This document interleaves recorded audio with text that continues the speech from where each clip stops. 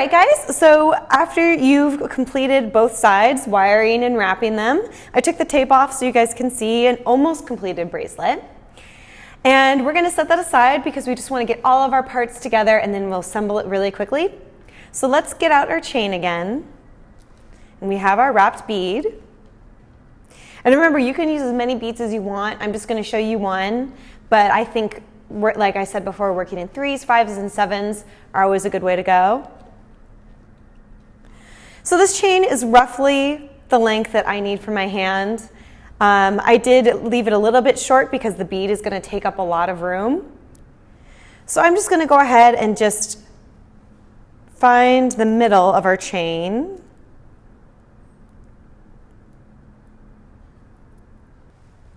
Which is this guy.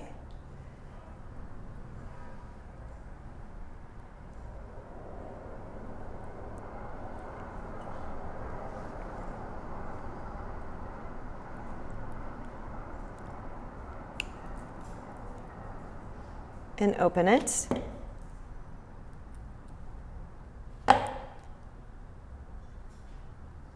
And insert the bead onto one side of the chain.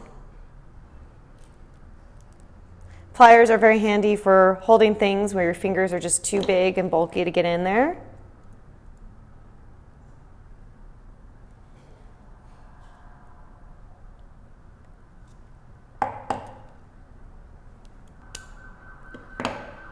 Close up the loop as tight as you can. I'm using different pliers here to kind of get a different angle.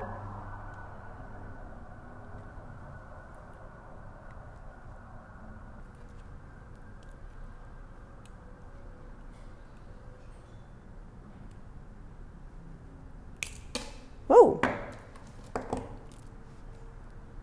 Hey, well, that worked. All right, now let's go ahead and do the same with the reverse side on the bottom part.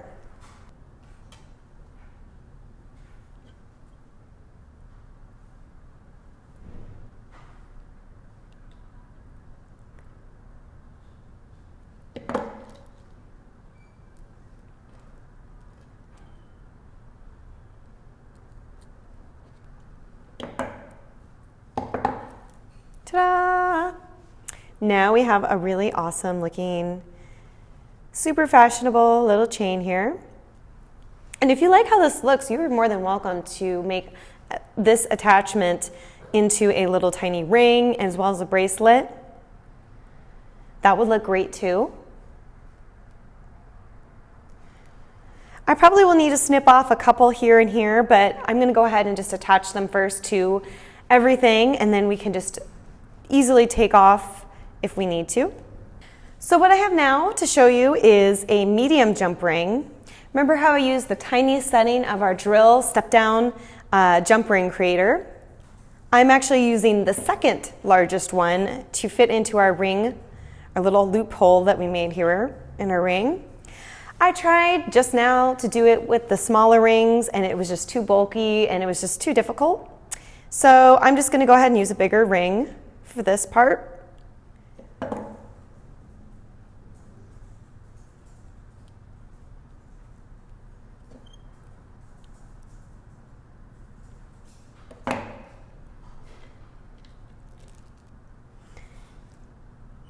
And then again, we are just going to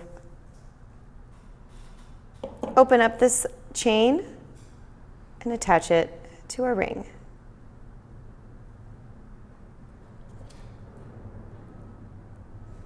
And then close it up.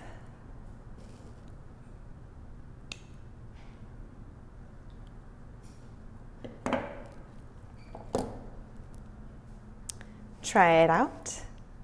Ta-da! I kind of like that we have a little bit of slack. Like I said, you want to make sure that you have room to tighten your wrist. You know, think about when you're driving, when you're talking.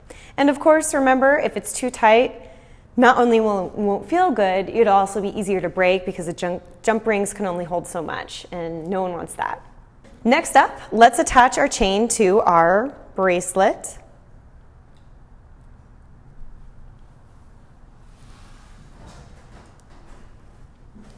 Again, I'm going to take one of our medium rings just because I want it to be symmetrical.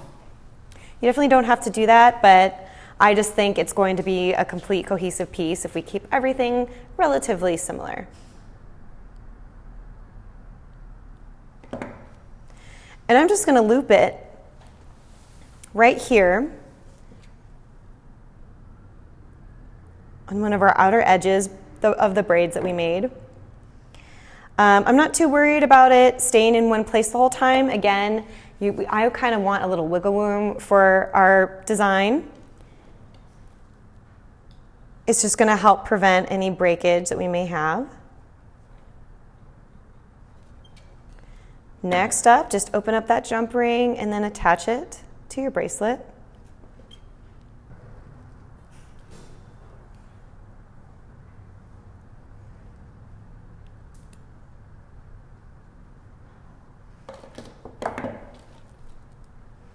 Ta-da! Now it's starting to look like something, right?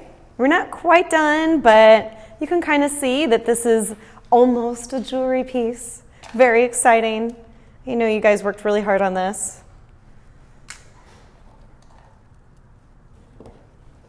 So the end is in sight. Next up, I'm just going to go ahead and use our mason jar to shape it. I'm sure you're probably wondering, wait, how is this bracelet going to stay in my hand? I don't want you to worry about that just yet. I'm going to show you how to do that.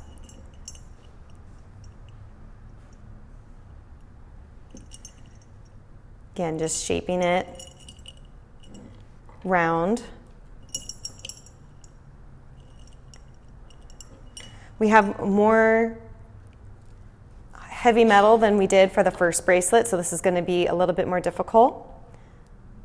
So just go ahead and take your pliers and be really,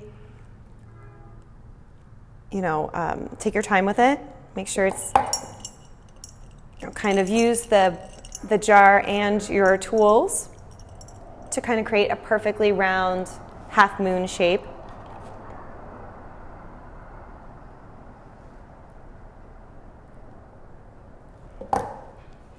I'm just trying mine on as I go to make sure that we're on track.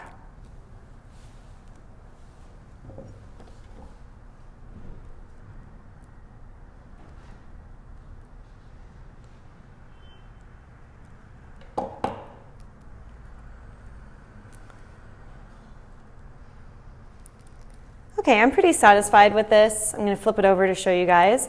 It's totally not covering all of my wrist. In fact, it's a little bit loose, if anything, and that's okay because I want to show you a different way to finish your jewelry. If you don't want to do it this way, you are welcome to just tie it off and make it a really tight bangle. I find it's not that easy to slip on and off that way. So let's talk about S-hooks. I like S-hooks because my name is Stephanie, and S-hook is very similar to how my name starts.